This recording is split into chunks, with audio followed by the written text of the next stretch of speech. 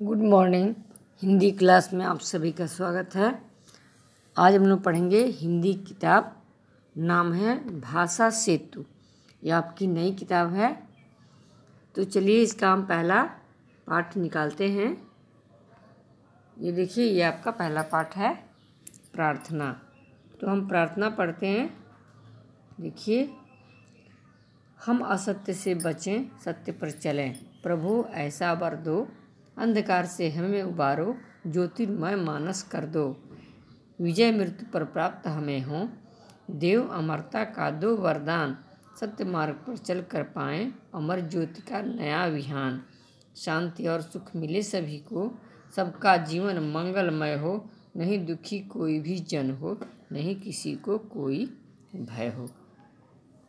बच्चों, ये नीचे जैसा लिखा हुआ है, उपनिषद के आधार पर, यानी इसके रचयिता, इसके कवि कोई खास नहीं है। यह वेदों से ली गई कविता है, उसी के आधार पर बनाई गई है। हमारे हिंदू शास्त्र में 4 वेद हैं, उनकी व्याख्या ऋषि मुनियों ने की है। उसी का नाम उपनिषद पड़ा है। उसी के आधार पर ये कविता की रचना की गई है। इसका अर्थ बहुत भारी नहीं है, बहुत ही हल्का है। जैसी कि आपकी ये कविता पढ़ने में है, वही अर्थ उसका सीधा सीधा अर्थ है कि हे प्रभु, हमें ऐसा वरदान दीजिए जिससे हम असत्य पर चलने से बचें, यानी कोई गलत कार्य करने से बचें, सत्य पर हम चलें और अंधकार से हमें उबारें, यानी अज्ञानता जो भी हमारे अंदर है उससे प्रभु दूर कर दो। हमारे मन को, हमारे दिल दिमाग को ज्ञान के प्रकाश से भर दो। हमें अमरता का वरदान दो, यानी ऐसा ज्ञान दो हमेशा रहने वाला, जिससे मैं मृत्यु पर अमरता प्राप्त कर सकूं, यानी मृत्यु से डरे नहीं, उसे अमर कहते हैं। सत्य मार्ग पर चलकर पाएं अमर ज्योति का नया विहान, यानी अपने अच्छे कर्म के द्वारा मनुष्य हमेशा जीवित रहता है, अमर रहता है।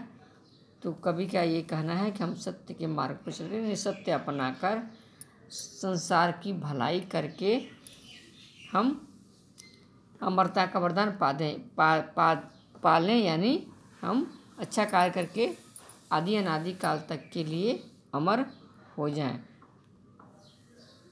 कविता का अर्थ ये है, कविता हमें यह कहती है कि हे प्रभु, कवि आगे कहता है कि हे प्रभु, हमें ऐसा वरदान दो जिससे सभी को हमारे कर्मों द्वारा सुख मिले, शांति मिले और सबका जीवन मंगलमय हो। कोई भी दुखी नहीं हो, कोई किसी से भयभीत नहीं हो। हमारे जीवन को ऐसे ही प्रकाश से, ज्ञान से हे प्रभु भर दीजिए। तो बस ये हो गया आपकी कविता का अर्थ भी हो गया पूरा। और नीचे उपनिषद से लिया गया, यही सब लिखा हुआ है नीचे भी और ऊपर भी यही बात है। ये आप इसे देख लेंगे जो मैंने अभी बता दिया। कविता का अर्थ एकदम सीधा और सरल है कि इसमें प्रभु से अज्ञानता दूर करके ज्ञान मांगा गया है, अमरता का वरदान मांगा गया है, ताकि अपने ज्ञान से, अपने अमरता से संसार का कल्याण करता रहे, सबको सुख शांति पहुंचाता रहे। यही प्रार्थना होनी चाहिए, हम सबकी भी यही होनी चाहिए। आगे इसका देखिए कुछ अर्थ दिया हुआ है, ये अर्थ आप देख लेंगे और सबको आप कॉपी में उतारेंगे। किताब खरीद लिए होंगे तो अच्छी बात है, अगर नहीं खरीदे होंगे तो ये कॉपी में उतार लेंगे और तब याद करेंगे और जल्द से जल्द किताब खरीद लेंगे। तो असत्य यानी झूठ, वर यानी वरदान, ज्योतिर्मय प्रकाशमय, रोशनी से भरपूर, और मानस यानी मन या हृदय, विजय जीत, मृत्यु मौत या मरना, अमरता न मरना या सदा जीवित रहना, ज्योति यानी प्रकाश। इधर देखिए, विहान यानी भोर या सवेरा, मंगलमय कल्याणकारी, जन यानी व्यक्ति, भय यानी डर, मानवतावादी मनुष्य से संबंधित, सार्वभौमिक संपूर्ण पृथ्वी पर फैला हुआ, सर्वकालिक हमेशा बना रहने वाला, जैसे सर्वकालिक दशा। इसके अलावा ये कुछ वर्तनी दिया हुआ है आपको, मानक वर्तनी और प्रचलित वर्तनी। प्रचलित यानी जो बहुत दिनों से चली आ रही है वो वर्तनी, यानी हिज्जे और मानक यानी विद्वानों ने जिसे मान लिया है। तो आप मानक वर्तनी ही सीखेंगे, ये ज़्यादा अच्छा है, क्योंकि इसमें संयुक्त आप समझ नहीं पाते हैं। द में ध नीचे मिला हुआ है, तो ध मिला है कि व मिला कि घ मिला, समझ में नहीं आता है। यहाँ अलग लिखने से समझ में आ जाता है। इधर भी शांति दिया हुआ ऐसे पहले जैसा, और आजकल मानक दोनों ने जिसे मान लिया वह शांति ऐसे है। इसमें जगह भी कम लगती है, लिखने में भी आसान होता है, समय भी कम लगता है। ऊपर एक डॉट दे दो, बस हो गया।